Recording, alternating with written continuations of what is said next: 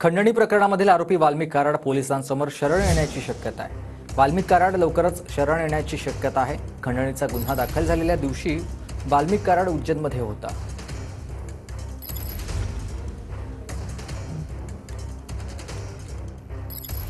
संतोष देशमुख हत्या प्रकरणात मुंडे मंत्रिपदाचा राजीनामा देत नाहीत। वाल्मिक कराडला अटक होत नाही तोपर्यंत आंदोलन करणार असल्याचं अंजली दमानिया म्हणाल्या। धनंजय मुंडेचा राजीनामा पाहिजे। धनंजय मुंडेंच्या मंत्रिपदाचा राजीनामा हा घेतलाच पाहिजे असंही अंजली दमानिया म्हणाल्या। आरोप सिद्ध न होता मुंडेंच्या राजीनाम्याची मागणी अयोग्य आहे। धनंजय मुंडेंचा राजीनामा मागण्यामागे राजकारण आहे असं दीपक केसरकर म्हणाले।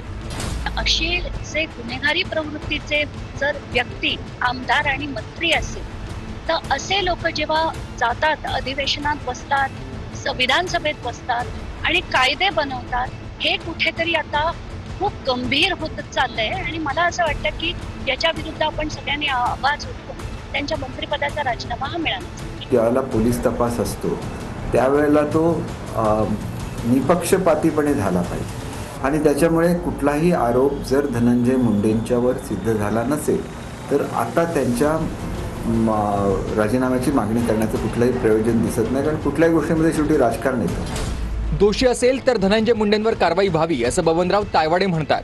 मात्र ओबीसी म्हणून धनंजय मुंडेंना टार्गेट करू नये, अन्यथा आम्ही आंदोलन करू असं बबनराव तायवाडे यांनी इशारा दिलाय।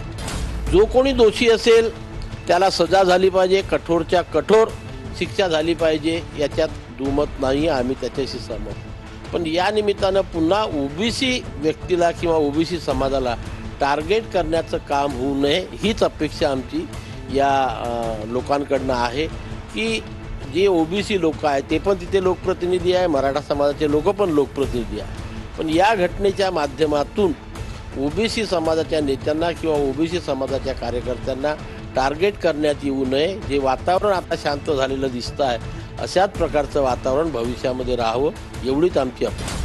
3 फरार आरोपींना पकडण्यास उशीर होतोय हे चांगलं नाही। फक्त मालमत्ता जप्त करून चालणार नाही, सूत्रधाराला पकडणं आवश्यक आहे असं रामदास आठवले म्हणाले। आणि महाराष्ट्राच्या अस्मितेला कलंक लावणारी अशा पद्धतीची घटना आहे। पण या प्रकरणामध्ये काय एवढा वेळ होतोय सांगता येत नाही आहे। म्हणजे एकतर एवढा वेळ व्हायला नको आहे।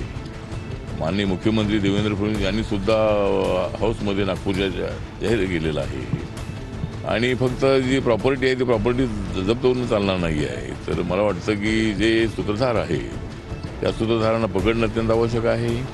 जे 4 आरोपी पकडलेले आहेत आणि बाकीचे 3 आरोपी जे आहे त्या 3 आरोपींना एवढा वेळ लागतो आहे ही बाब चांगली नाही आहे आणि पोलिसांनी कोणाच्या दबावाखाली काम करू नये। मोठ्या प्रमाणावर वाल्मिक कराडचे बार आहेत। जिल्हाधिकाऱ्यांना भेटून सांगितलंय, उत्पादन शुल्क विभागाकडून देखील माहिती घेणार आहे असं अंजली दमानिया म्हणाल्या। तर मला असं कळलंय की मोठ्या प्रमाणावर काही बार्स हे वाल्मिक कराड यांचे होते, तर त्याची माहिती घ्यायला मी आता एक्साईज ऑफिसमध्ये जाते आहे। या व्यतिरिक्त अनेक गोष्टी आहेत ज्या आता त्यांचं डिस्कशन झालं कलेक्टरांबरोबर।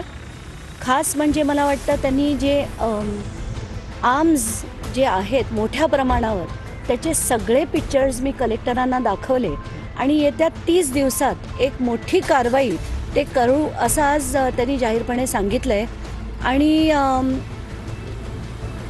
दॅट्स आता आपण ते काय करतात ह्याच्याकडे आपलं नक्कीच लक्ष राहील, पण आत्ताच्या घटकेला आम्ही इथून देवाभावांच्या काठीला आवाज नाही, आरोपींना पकडलं जाईल। फास्ट ट्रॅक कोर्टात ही केस चालवावी असं सदाभाऊ खोत यांनी म्हटलंय।